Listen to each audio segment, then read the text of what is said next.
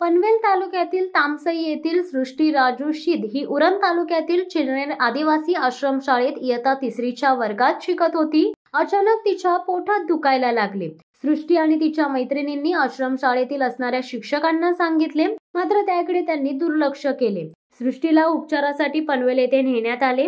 उपचार चालू असतानाच मृत्यूची झुंज देत होती. शेवटी सृष्टी शीदचा उपचारादरम्यान मृत्यू झाला आणि पीडित कुटुंबाला धक्काच बसला. चिरनेर आश्रमशाळेतील व्यवस्थापकीय मंडळींनी जर वेळेत सृष्टीचा उपचार केला असता तर त्या चिमुकल्या मुलीचा जीव वाचला असता, असा पालकांनी आरोप करत शाळा व्यवस्थापकीय मंडळींवर गुन्हा दाखल केलाय. यासाठी सृष्टीचे आई वडील आणि काही सामाजिक कार्यकर्त्यांनी पोलीस स्टेशनला अनेक पत्र दिले, मात्र गुन्हा काही दाखल झालाच नाही.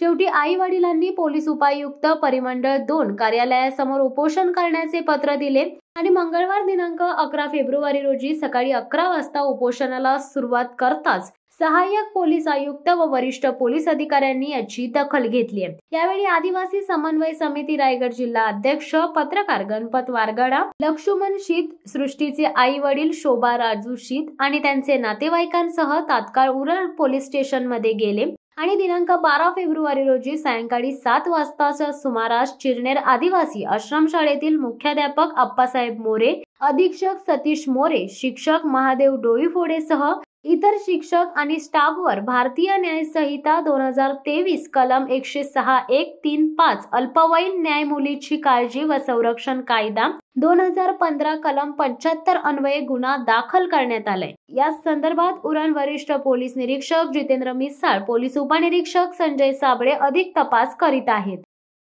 शिवसत्ता टाइम्ससाठी प्रवीण पाटील, उरण.